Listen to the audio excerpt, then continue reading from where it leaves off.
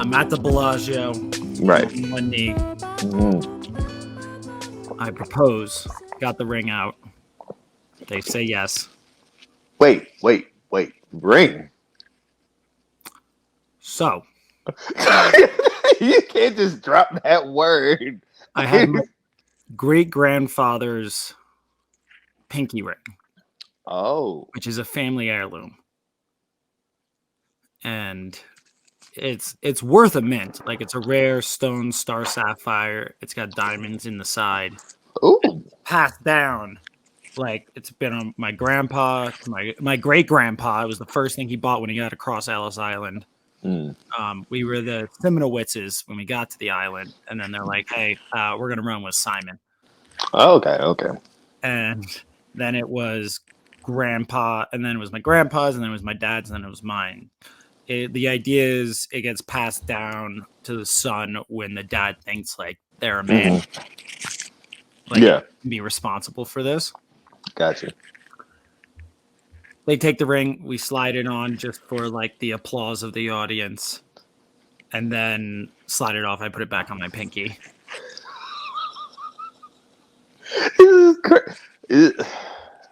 You came up with this on your head, or you guys are just fully improvising, like just flowing, like free flowing here? Off the dome. Oh, wow. Okay.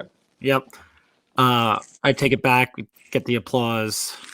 We enjoy our night staring at the Bellagio fountain. Right. Enjoying the moment and taking it all in. Drinking, partying, all that. Go back to the hotel, crash out. Right. Have more sex. That's what you do after a proposal. That's what you do after celebrating. It was a honeymoon. And next morning, it's wrestling day. Right. I'm stoked. I got my shirt on. We hop in Vegas, especially at that time. They have the world's largest dispensary. Mm-hmm. And they have free cabs that take you straight to the dispensary from your hotel. Free cabs? Shit. Well, it's like the idea, because there's so many dispensaries now in Vegas, of facilitating people to their hotels. I mean, to the dispensary and back. So hop in and they take you there. We went, we take some cute pictures. They have like a Chin Chong van that you can like hit a button and it fills with smoke. Nice. Pick up a bunch of stuff. That day in the day, we're smoking because we want to get stoned for the event. Of course. Also hungover. Like, we don't want to look at any alcohol during the day. I will tell you, I've never been to a wrestling show stoned. I'm always proudly sober. Proudly sober. Okay, fucking virtuous. I have a couple over here. No, don't get me wrong. I have a couple drinks when I'm there. But I'm never really. I can't smoke and go to a wrestling show. It's too high. It's too clashing. I once went to a Progress show at LA Boom, which shout out LA Boom, famous New York venue. And was just so stoned. I had a seat, and I was so high I couldn't bear to find the seat and like work through people. So I just stood there like staring for like 2 hours. You see, that's why I can't. It wasn't good. Like, it was. Like, I'm not proud of that. I wish I could have enjoyed that show more. That's where they had one of the best tag matches I've ever seen, which I can interpret stoned. It was Jonathan Gresham and who was his tag partner at the time? And dude's in DDT a lot. I forgot his name. Excuse me. Versus LAX. Ooh, nice. Oh my god, it was. Oh yeah, if you're going to La Boom, yeah, you're gonna see LAX. Yeah, La Boom, not LA Boom. Whoopsies. Yeah. Even Jim Smallman, who ran Progress, and he wrote a book about wrestling, cites it as one of his like the 10 best tag matches ever. Fire. Yeah, and like one of those gifts, like you get it at a random live event. It wasn't even a Progress chapter show. It was. No, go ahead. What you said? It was just a live event, untaped, and you only know it if you were there. Otherwise, it's gone forever. But there's always a special, cool wrestling thing to get. One of those private, you got to be there to see it type shows. You can't find a replay. It's beautiful. Exactly. I was Like, gonna say someone invited me to do a cipher with them right before the first Grand Slam, and I was just like, nah, I need to have my wits about me because when Brian and Kenny, when that starts, I need to be fully focused. a When that cipher match, with them? like a couple of them, like cipher, like we get like I've never heard that referenced as like a or a smoke scythe. circle. People some let's have Yeah, a cipher. I've Yeah, never but I heard just that say, reference as a smoke circle. oh yeah, but they was like, yo, we got a couple, come smoke with us. And I was just like, nah, I need to be sober for this. Like, this is gonna be my first show since the pandemic ended. I need to be here for, and it was the best thing I did because I just remember so many people smoking outside of Arthur Ashe. Arthur Ashe before that show. And the shit show, the lines that were forming, I'm like, damn, they've never had to come across this shit. Like, I don't think anybody's getting stoned to go watch the U.S. Open. Fuck no.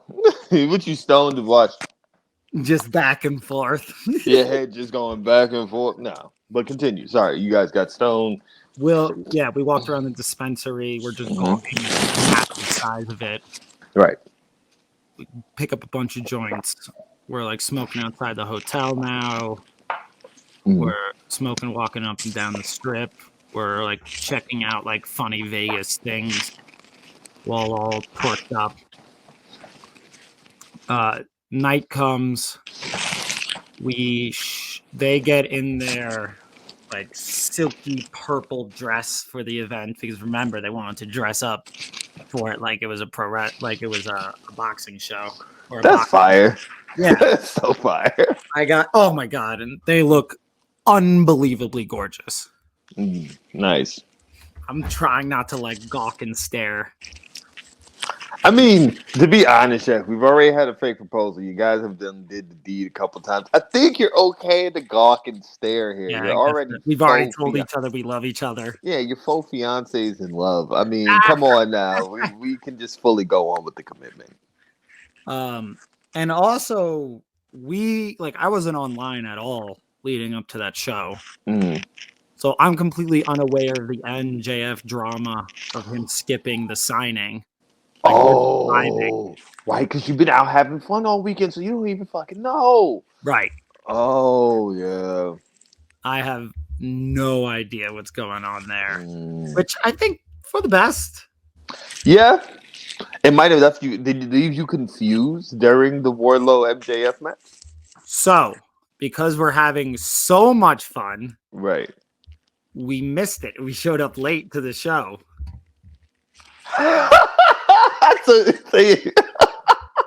Y'all was at. You don't even remember. You don't even think about the timing of the show. You're so out there having fun with.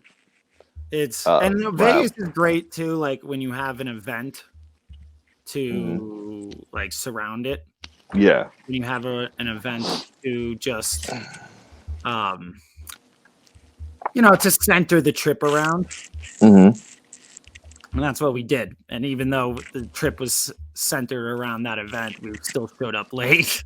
Yeah. With no regrets about. No. So we missed the beginning of the show. We missed Was it Young Bucks Hardys? Wardlow.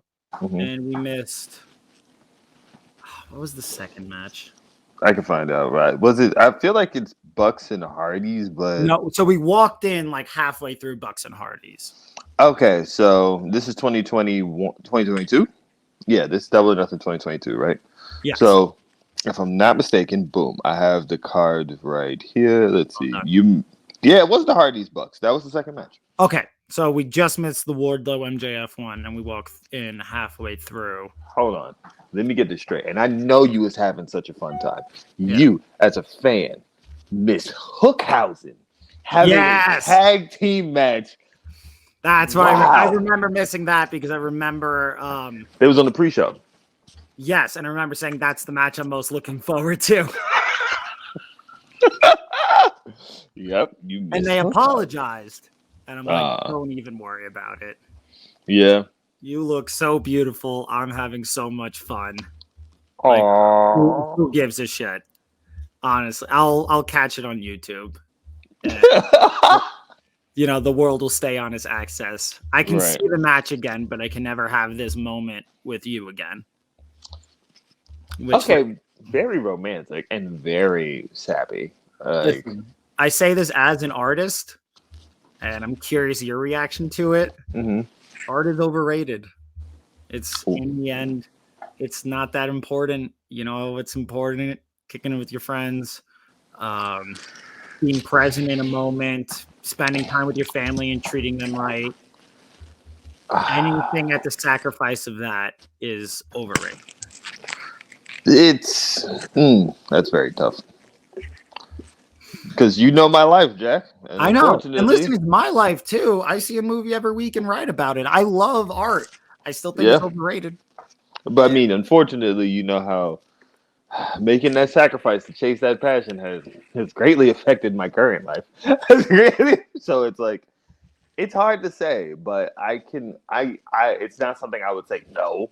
It's something where I can understand. It's one of those things where it's like you do have to find a perfect balance. Like you have to understand yourself and not get too caught up in the moment. And the issue is us as artists, when we hit that free flow state, when we're in our zone, we Mhm. don't understand what the fuck is Also going on true. around us. Yeah, you So become very myopic. And yeah. also part of that comes with your my creation of art is better when hmm I have these moments at the forefront and Yeah. I have love at the forefront and I'm putting that first. And moreover, my appreciation of art is butt rested by like these things in my life, my love of the moment. Like that show to me, I Yeah. appreciate so much more because of the moment I was in. I laugh because I create my best work of my life is fucked up. So just Like continue. that's one of my favorite shows of all time, easily top 3, and it's not 3, um, because of that whole moment, because of the That moment makes sense. with it. And I missed the pre-show and I missed the first match. Which is crazy because you are a Hookhausen. You are a fan of Hook. Yeah, You are a fan of Danhausen. Hook is one of my And favorite then wrestlers. Danhausen's one of my favorite wrestlers. and you definitely at this point you was a fan of MJF. I would definitely assume. Yeah, And you're a Warlow person. You would that was the other match I was looking forward to most. yeah.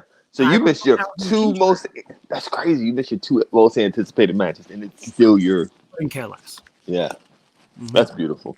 Yeah, and we're at the show. We're having a blast. They're not a wrestling fan, never been to a wrestling show, never watched a wrestling show. Right. And, I'm checking in periodically. And even just looking over, I can see how enthralled they are. Yeah. If you bring anybody to live wrestling, they're going to love it. It I think Brian Danielson said good wrestling live is entertaining to everybody. Yes. There's no such thing as like someone going to a live wrestling show and being like, I'm bored, I don't want to be here. Like, no, you're going to get captivated by it, even if you've never watched it. And I feel like also it's better if you never watched it because we learn so many we end up being disgruntled at so many things. So if you have it and you're coming in there with a fresh pair of eyes, it's different. Yeah. It's something like wrestlers have talked about being a TV wrestler. Joey Yes. Janela has talked about it, like not being able to get over on TV because it's so much harder to translate through the camera rather than live. Mm-hmm. Anarchy in the arena happens. Right, that's the first one. Mm-hmm. Oh my lord. And Wild Thing is playing, and they're entering through the crowd on either side. Mm-hmm. And I look down, and I see the table. And my wrestling fan, like, knowledge instinct kicks in. And I'm like, come walk down to the bottom of the stairs with me. So we're seated right across from the entrance. Right. And I'm like, I know what's going to happen. Come down to the front and just stand here with me. Mox ends up fighting with Jericho towards that side. Mm-hmm. And they're fighting, they're going back and forth. And Jericho takes over. And all of a sudden he picks up a pair of sunglasses. And I look down at my pants pocket where I had my sunglasses clipped. and it's my sunglasses that fell down onto the floor, and that's how the frame came out. And Jericho starts beating him with the point of it, and then puts it on. And I'm so upset this didn't go viral and I could claim it because it was an awesome moment. But it's Jericho leading into the camera. You can find this footage. I need to go back and look for it. And he has my sunglasses on with one frame, and he does kind of his witch's laugh that he does sometimes. And has the glasses on and fighting with them after he like looks into the camera on the close-up, and then Jericho and then Mox knocks it off of him. And I'm grabbing non-binary baddie, yelling, "That's my sunglasses! Those are my sunglasses!" Then Mox starts beating him up with the camera. Boom. Yeah, I remember that. And non-binary baddie, who works in film and is a camera person, is like freaking out. They're like, "They're gonna break the equipment." But I mean, anarchy in the arena. Anarchy in the arena. Non-binary baddie is gonna happen. As Justin Roberts said, "Shit's about to hit the fan." Shit's about to hit the fan. The music's still blasting. And I look over, they're in awe.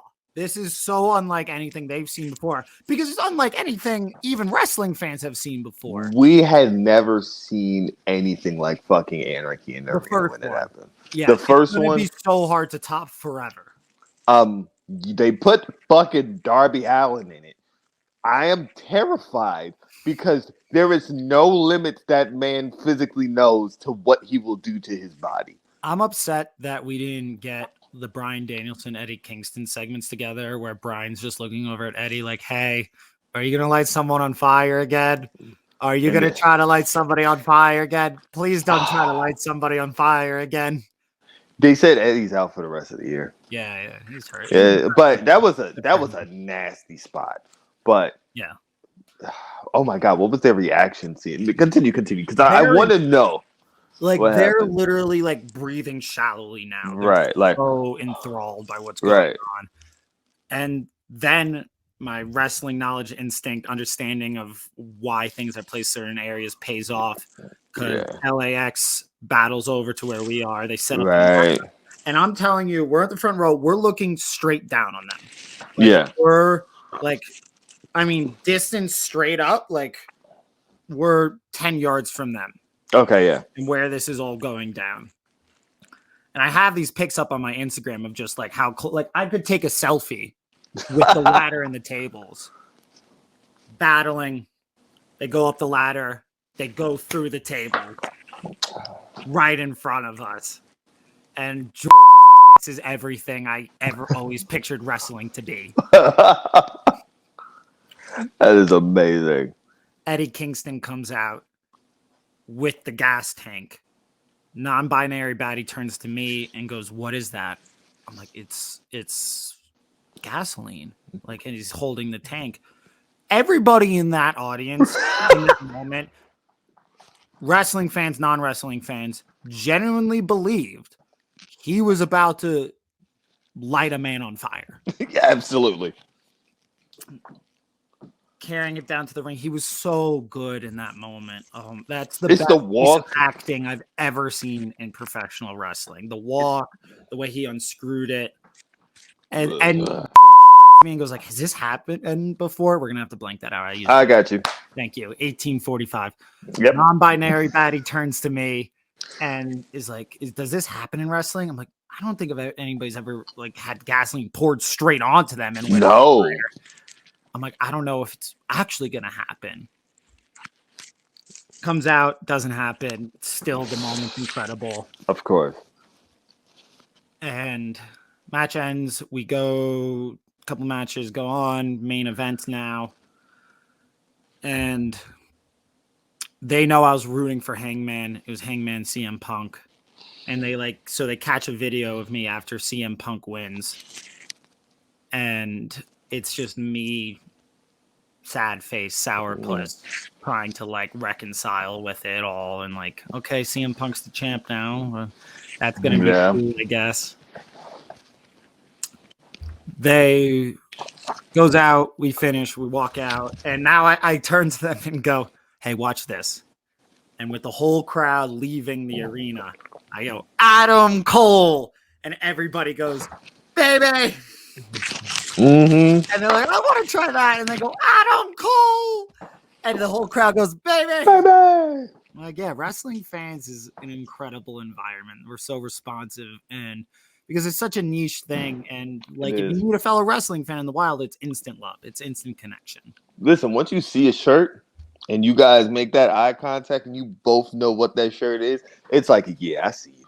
I It's used like to shoot sweet people on the subway when I lived in New York, and I saw them wearing the T-shirt. oh yeah, what? Yeah, and they would be so happy. Oh hell yeah! I think I've told the shirt. I have a WrestleMania 2000 shirt, and I have been stopped. Like, brother, where did you get that shirt? I love that game. I remember, and it's like you meet people and you connect. Wrestling fans, it's its own ecosystem, for good or worse. For good or worse. So we're at 21 minutes right now. Mm-hmm. There's a big part of the story coming up. Do we want to save it for part 3, or do we want to? You know what? We could save it for a part 3 because more than likely we're going to review or go over Double or Nothing. Because I mean, it's a pay-per-view weekend. Yeah, it's a double pay-per-view weekend. So, you know what, Jack? Part 3, and I got an epilogue too, like I mentioned before. So let's save it.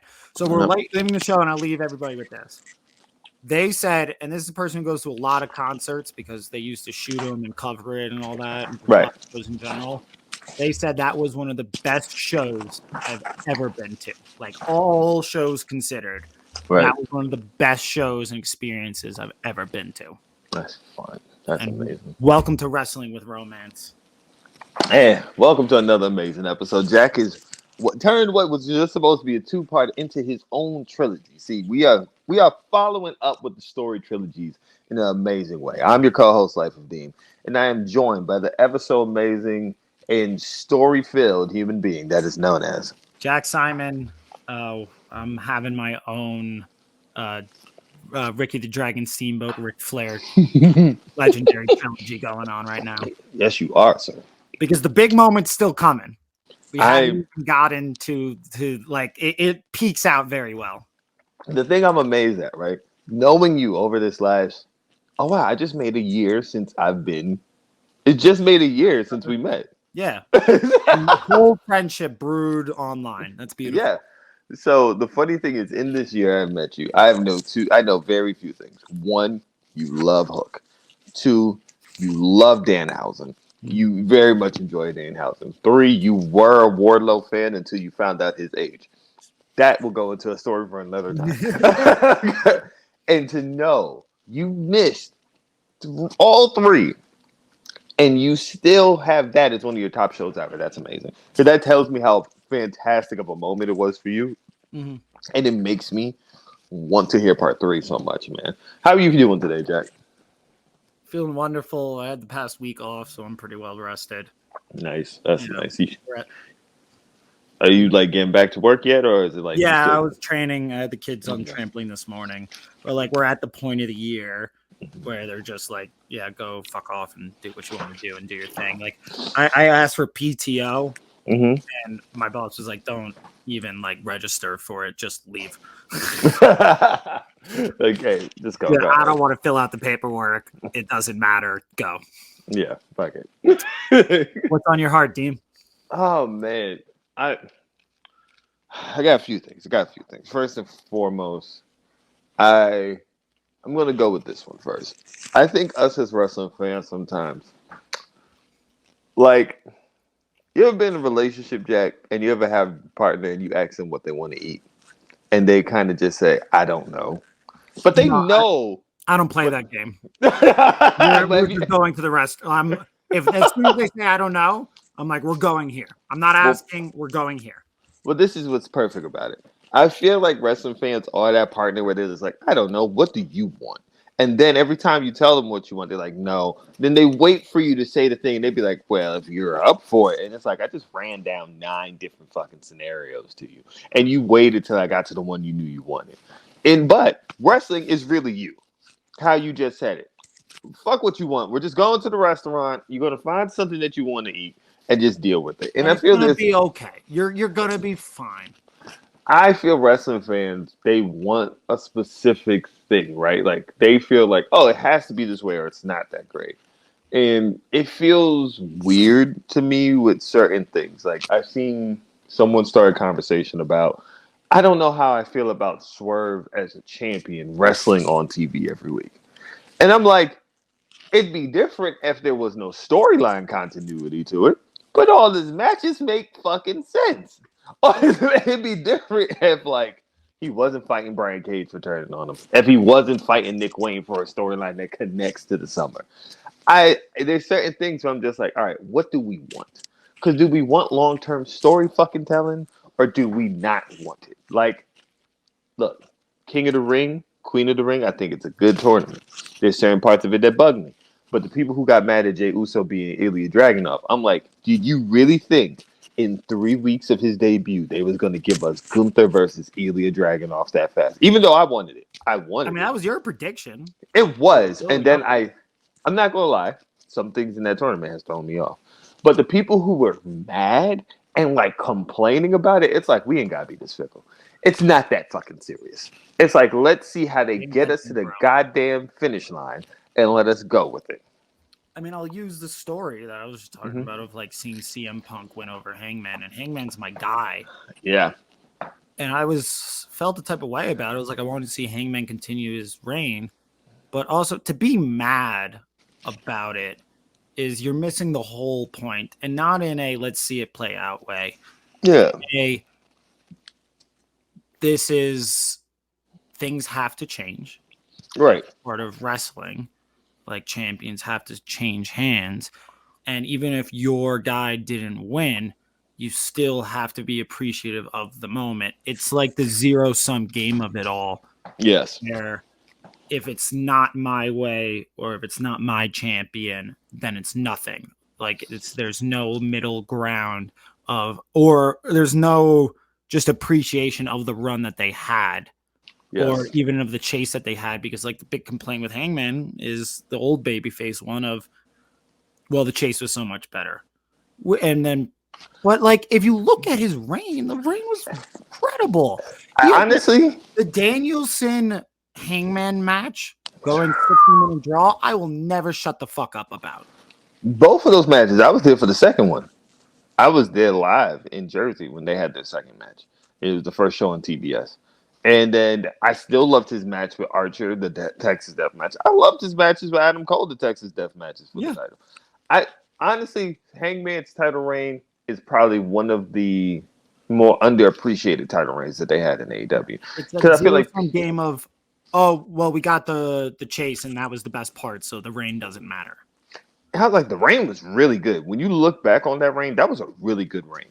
But it's one of those things where sometimes I feel like people have expectations and like meet my expectations or it's not that good. And it's kind of like this fickleness because it's just like, okay, not every day, I'll give AEW this credit. Not every champion has been presented the same. AEW World Champion. Like Hangman doesn't feel the same way as Mox did. Mox definitely don't feel the same way as MJF. Samoa Joe felt like this final boss character. Like when he does come to have a match with you, he's fucking you up. And I like the whole thing of Swerve being this. I'm still a workhorse. Like I'm a workhorse, but now I'm a badass workhorse. Like the way he beat the shit out of the embassy, how he beat up Toa and how he beat up Bishop Khan and now he took out Brian Cage. And it's like I know he's gonna beat the shit out of Nick Wayne. I know. I feel like it's gonna be just like their Defy match, and I'm just like, please, when he just kept house calling the shit out of him, like spamming it until he just couldn't get up.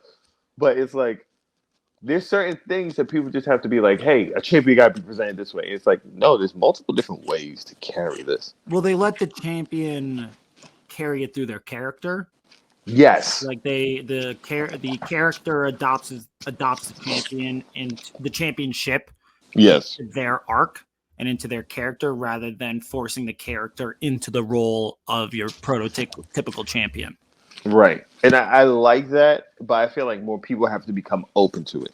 I feel like too many people are just like, nah, I gotta be put in a way I like to digest it. And it's just like, that's not wrestling. Like I get it. We all have a little bit of WWE indoctrination in us, some more than others. But it's just like, fam, they are learning it to be through their character. Now, I know in some places, I'm going to sound like a contradiction here. But there are some things where I look at this tournament for King and Queen of the Ring where I am a little confused, but I'm going to allow to see what it is at the end before I make up my decision. Jack, why was Jay Cargill's first loss a DQ? Because it's WWE, and that's how they know how to build monsters. And I don't think that it was kind of their easy out of we don't want to give her the undefeated streak of AEW and copy their storyline there, but we also don't want to give her a loss, so let's give her a DQ loss. But I mean, you could have made it like, okay, Elia versus Jay. Elia kind of got over, still looking really good and competitive with Jay. You know what I mean? Like him being just recently NXT champion. With also Jade being one of your champions. Like I kind of gotta remember she is the tag team champion. So it's like you could have found a way to make it look very competitive with Yeah, the Nia. old idea of Paul Heyman, the point of a match is get both guys over. Yeah. I think the Jade taking the chair taking the chair away from Nia to hit Nia and then looking like, oh no, what did I do? It's like, y'all kind of make Jade look dumb. Yeah, and it's another thing WWE does. And I don't want to turn this into a WWE bash. No. I've really, really been enjoying WWE lately. It's like this idea of babyface. It's like not wanting to do their job. Like it goes back to Bayley when she was champion and like not wanting to do a no DQ match because she was like so wholesome. And it goes back into like a babyface doesn't always have to be good and they don't always have to have this crazy moment of reconciliation of what have I done? Am I still a good person? Yeah, it's like they could have just had Jade beat the shit out of Nia with the chair. Which would have made I think that's the thing that messes me up. Like I don't know if I necessarily hate the DQ, which I mean I don't like the DQ in that situation, especially in a tournament. But make it look like a savage beating. Mm-hmm. Like break the chair. Like Jade is already this very imposing figure. And it's like if you want to go into this motherly imposing figure protecting her child, have her beat the shit out of Nia with the chair until the chair looks like it's falling apart. And then she still looks like a badass. Still looks like a badass saying, don't fucking talk to my child and keep going in. But it's like to just kind of do it the way they did it just didn't really, I don't know. It wasn't my thing. Now, as I said before, I wanted Elia. You do know that it sucked. It sucks. Yeah, it sucked. It's not really my thing. Like that's the thing where it's like WWE falls back into old habits where I'm just like, I hate this. Now the Gunther beating Jey Uso shocked me. And I'll tell you why it shocked me. Because when Elia lost last week, right, my whole thing was like, oh, so they're gonna give Jay probably King of the Ring. Because you have Tama Tonga on one side. You have Jey Uso on one side. I'm like, there's no way no one that's close or resembling the bloodline is not making it to fucking Saudi Arabia. There's no way. We have no bloodline on a pay-per-view for the first time since Roman won Saudi the belt. Arabia? Saturday. It's this Saturday?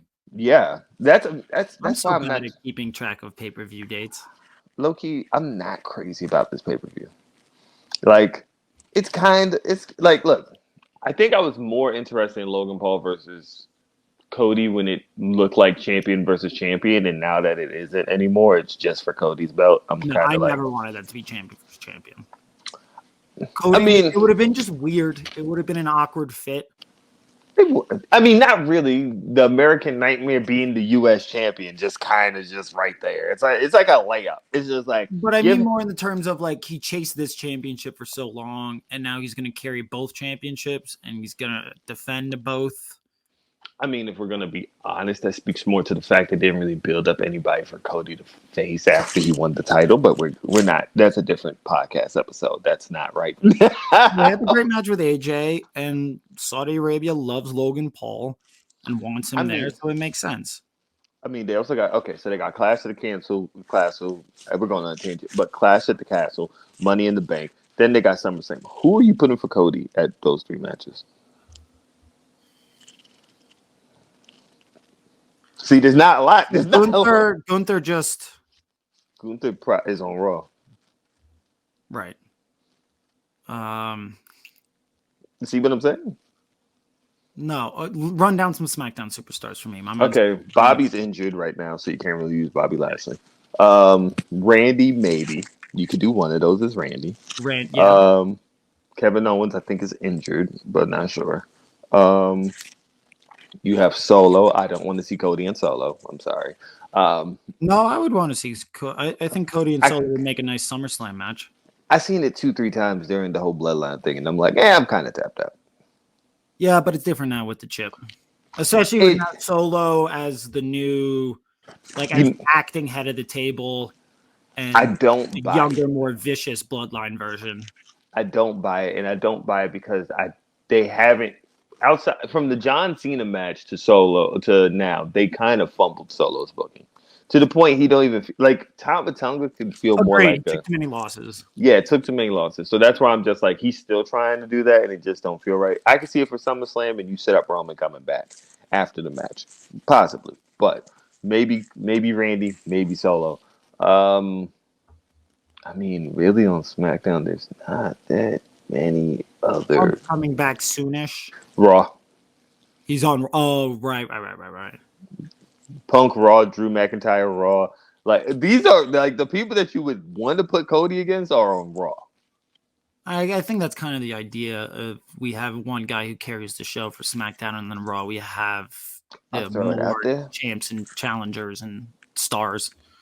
Maybe, but they haven't used them on TV yet. Andrade. I hope Cody puts Andrade through a flaming table on WWE television. The weird thing is he still hasn't had his first match on SmackDown yet.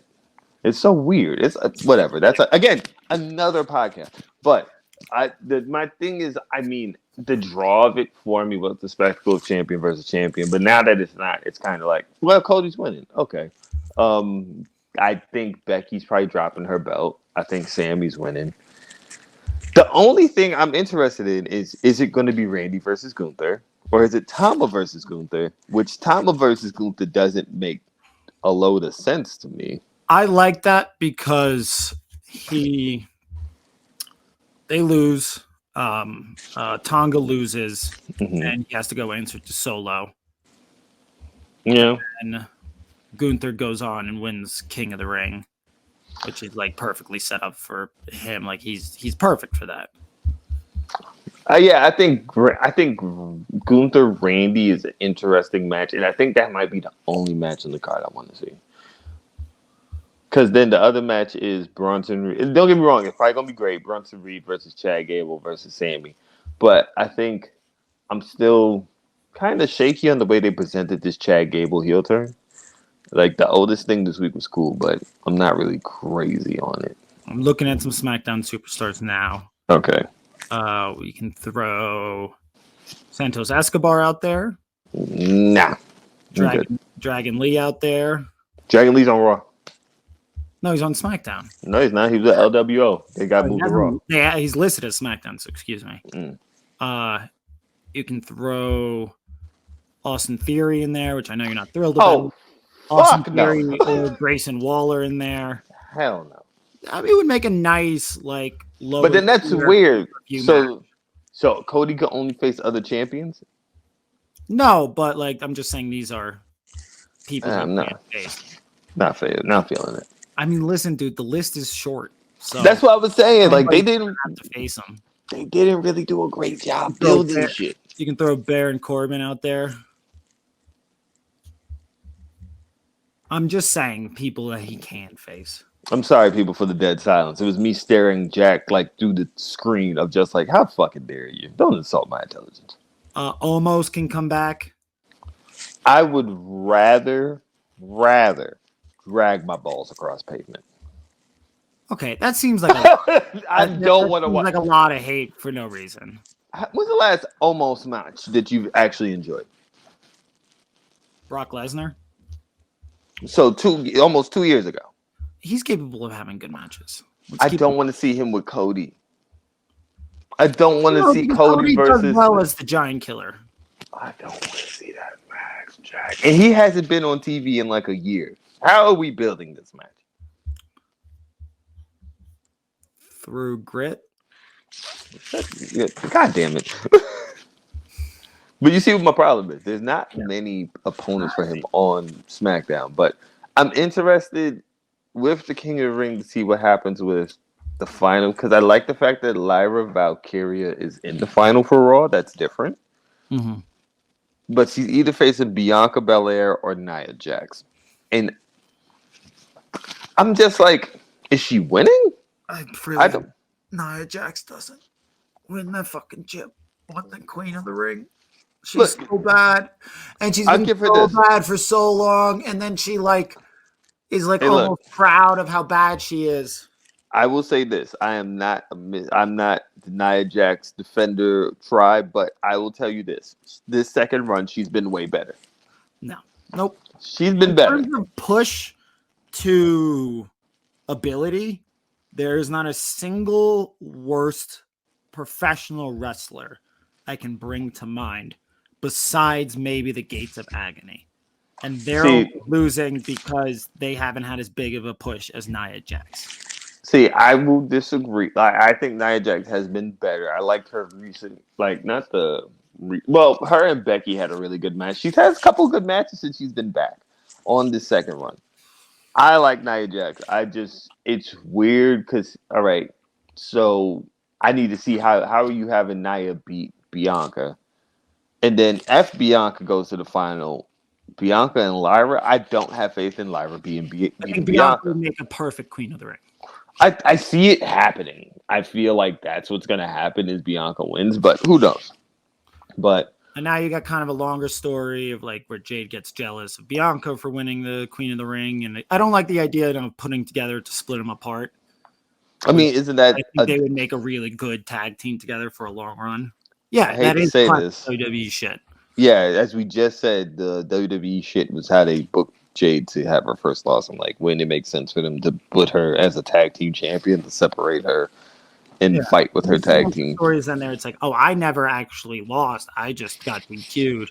Yeah, I could be the queen of the ring, and then that jealousy built. But yeah, I feel like look, some of these things build that all the way to SummerSlam, so at least they have a longer run together. There's a weird rumor going around about Bianca being pregnant, like she's still wrestling while being pregnant, and I'm they wouldn't do that. I'm like, well, I mean, Becky Lynch did her Mania match pregnant, and people didn't know, in the pandemic. So did she know that she was pregnant then? I don't think she knew, but then it doesn't. That's there's a rumor. I don't know. I'm just putting it out there, brother. But brother. It would be interesting, but some things we gotta let play out. I hate to say this. I hate to be this person because I fucking hate this statement.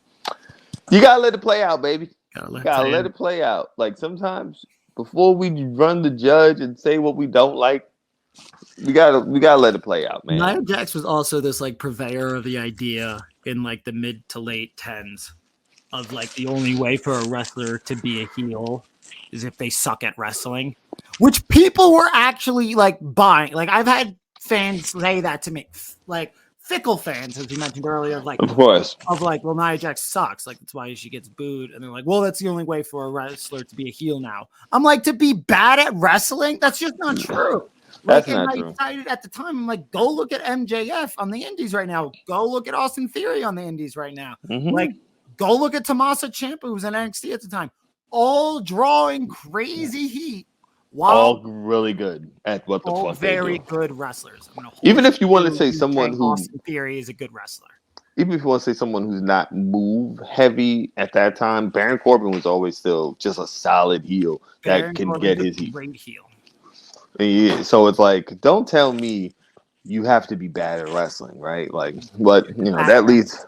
It's not this whole crazy meta, idea of I'm purposely bad so the fans boo me. But yes, it does lead us to a discussion topic today. God, just discussion topic. Good heel, who is a good heel. Are we sure about that? We present it just as this. Here we go. The Miz, good or bad? Shit. Good. Very shit. The Miz, and I'll get a little into kind of why I hold love for The Miz because of backstage stuff, but just as the wrestling and on the mic, One was a really good heel during a down period of talent in WWE before we got like influx of NXT and indie guys, and was acted as a perfect foil for John Cena. Always knew his role, always performed in that role exceptionally. Incredible on the mic. Using that word incredible very, very loosely. Jesus. Very good on the mic. Okay. I would say 8 out of 10. Whoa.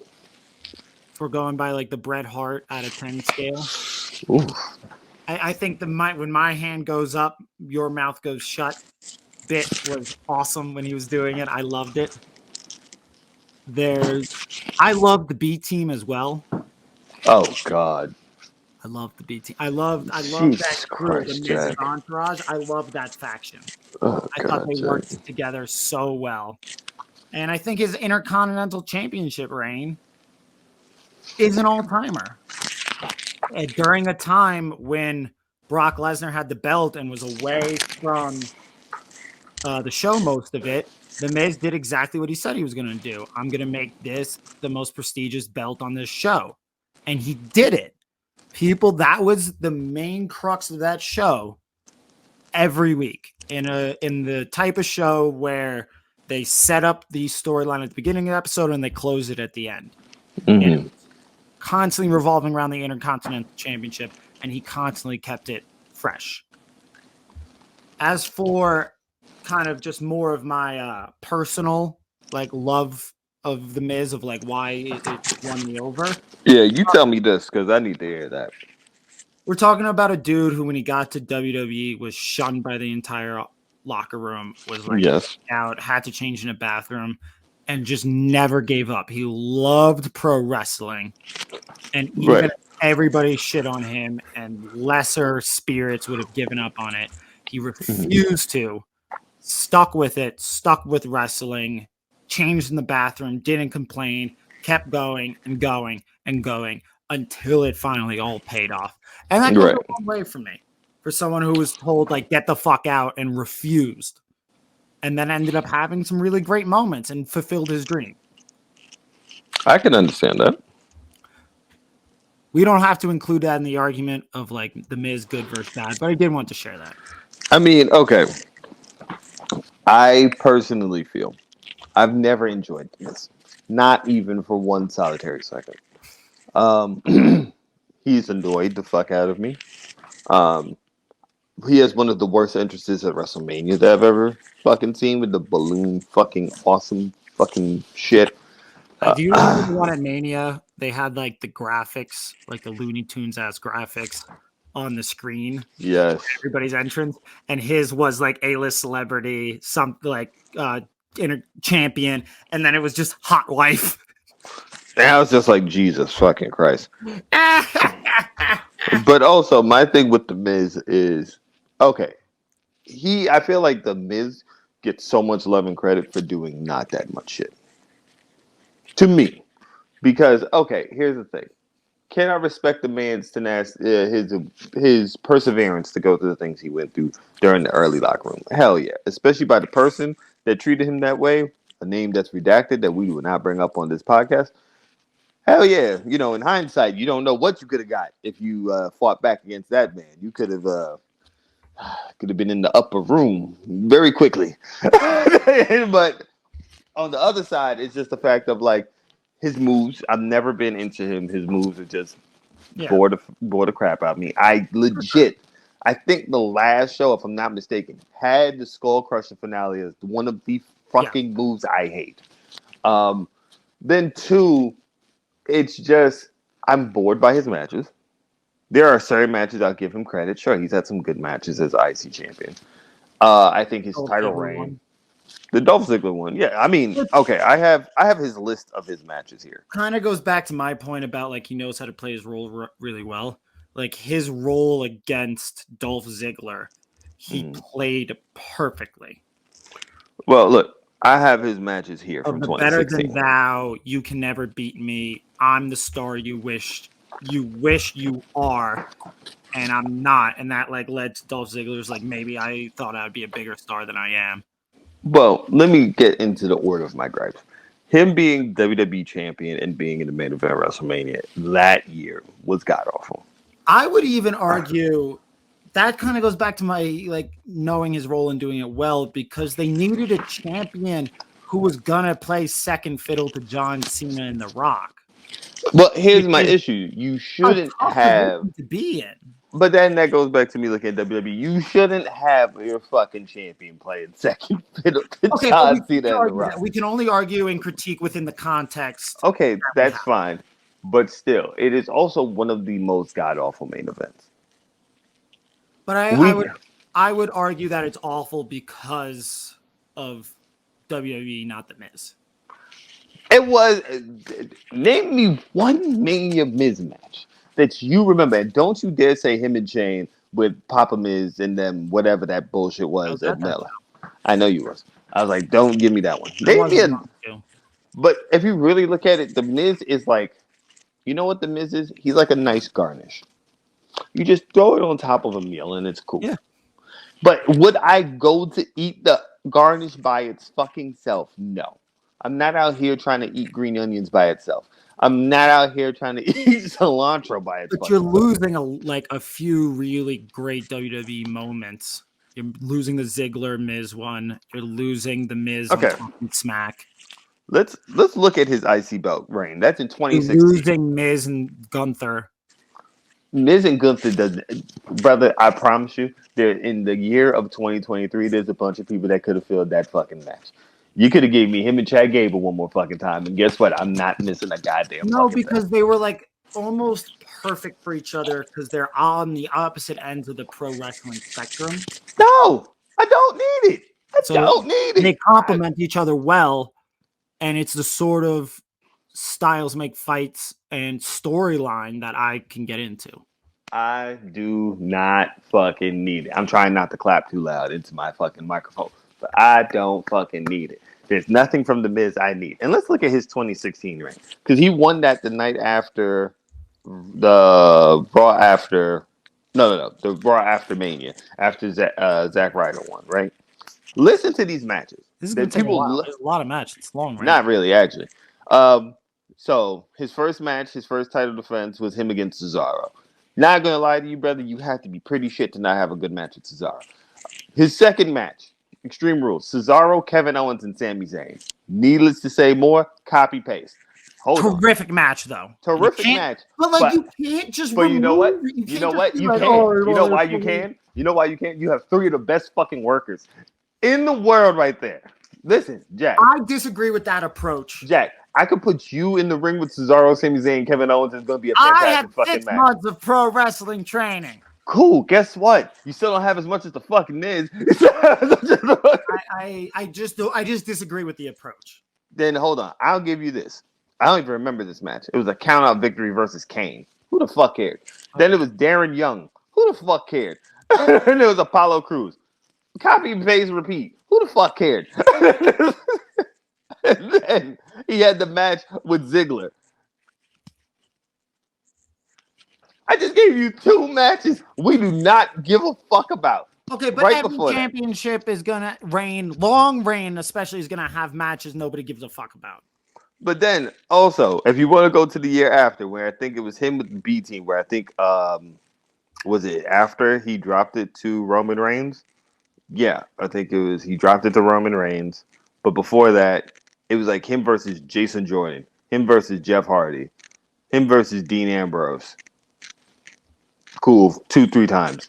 Dean Ambrose match was pretty good. Dean Ambrose match was pretty good, but that's when you could tell Dean was slowly starting to give less and less of a flying fuck about being in WWE. All right, it's like, look, I don't knock him.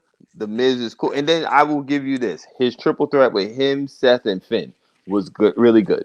Yes. But also, it's because it's Seth fucking Rollins when he still is, when he's like at one of his best in-ring moments. Still had meniscus. Exactly, when he still has some cartilage in the bitch. So you had him and you had Finn Balor before he was completely Pillmanized on WWE main roster. Like he was already kind of, but you know, it was before he was fully. And it was like, yeah, I like this. But would I say it's all time? No. No. Fuck no. Let me reframe the argument with this question. The Mhm. Miz, net positive for professional wrestling, net negative for professional wrestling. His In the impact, black. his influence, and his In the black. what is so net In the positive. middle.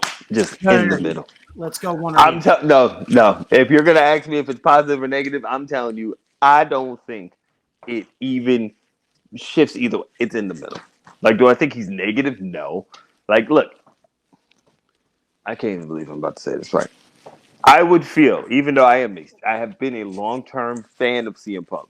CM Punk is more net negative now, which is hard for me to say. Hard for me to say. But he would feel more net negative now than I feel the Miz is.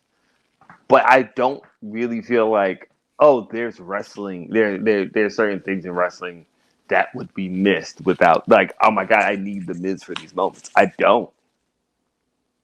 Personally. I would say the championship match. He was the only one who could do that role.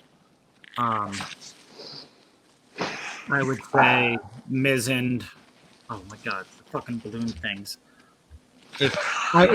We've like gone over this, yeah. Like if I do like a piece on my new laptop, it like shows up balloons, and then if I do like 2 thumbs up, like It does like fireworks fireworks. behind me, like it's a Cody Rhodes entrance. Yeah. Anyways, check out the YouTube if you want to see that. Yeah. Miz and Ziggler talking smack promo, which didn't just have an impact on like his character. I would say that transcended all of professional wrestling. That had an impact on all of professional wrestling because it made Miz almost this villain to all of professional wrestling as a whole with the go to the bingo halls with your indie friends. I guess, I but had carried on for years and years and years. That line has been quoted back and forth again and again. what can I tell you that? Can I say I really like that promo? Yeah, it's probably the best promo from him that I ever liked. Um, that's it. Like honestly, I'm being so honest. Like the Miz